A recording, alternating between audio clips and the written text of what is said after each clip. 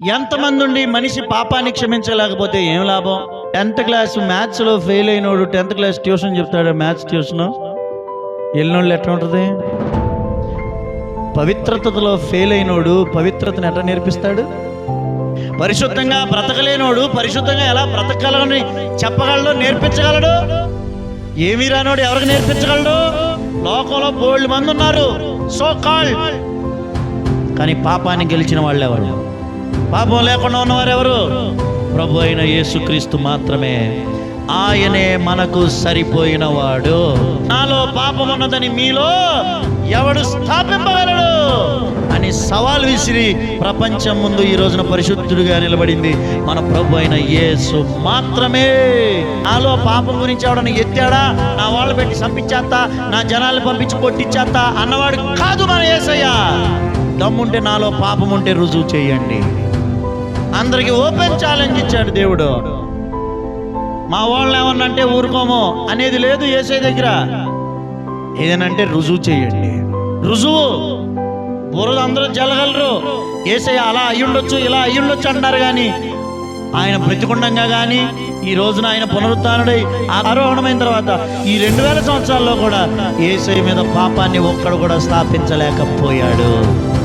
అందుకే ఆయన మనకి సరిపోయిన వాడు. అసలు మనం నమ్మితే అలాంటి దేవుణ్ణి నమ్మాలి. ఆమేన్. సేవిస్తే అలాంటి దేవుణ్ణి సేవించాలి. ఏ లోపము లేని దేవుడు. నేను అనుకుంటా నేను తల వంచి పాదాల దగ్గర పెట్టడానికి అర్హులు ఎవరైనా ఉన్నారంటే యేసయ్య మాత్రమే. మానవులు చాలా జ్ఞానవంతులు. Man is the crown of creation.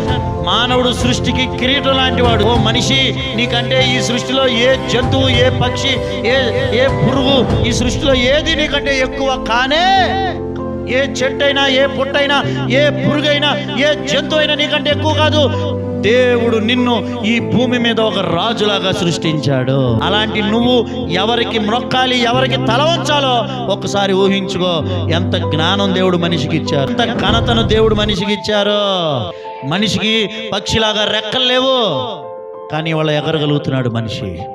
మనిషి చేపలాగా మనిషి ఈదలేడు నీళ్ళల్లో, కానీ సముద్రాలు దాటుతున్నాడు మనిషి. సబ్మెరీన్ చేసుకుని సముద్రపు అడుగు భాగాల్లోకి వెళ్ళొస్తున్నాడు. చంద్రుడి మీదకి వెళ్ళొస్తున్నాడు మనిషి. ఎంత జ్ఞానం ఇచ్చాడు దేవుడు మనిషికి. తీరా ఈ మనిషి వెళ్ళి ఎలాంటి వాళ్ళకు మొక్కుతున్నాడు. నిన్ను దేవుడు ఒక ఉన్నతమైన వ్యక్తిగా పెడితే నువ్వు కూడా దేవుణ్ణి ఉన్నతమైన వ్యక్తిగా చూడాలి.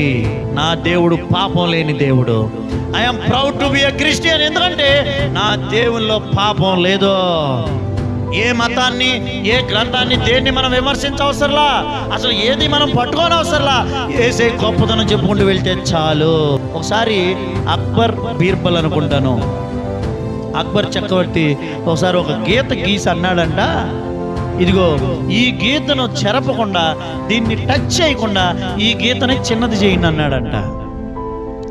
ఎవరికి కుదరట్లా, చెరపకుండా ఎట్లా చిన్నది అయింది? దీన్ని ఏదో ఒకటి చేయాలంటే బీర్బల్ వచ్చి పక్కన ఇంకో పెద్ద గీత గీశాడంట. ఏం చేశాడు? ఆటోమేటిక్ ఏమైంది?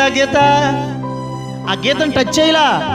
ఈ బైబిల్లో చదవడానికి చెప్పడానికే మనకి టైము సరిపోవట్లా.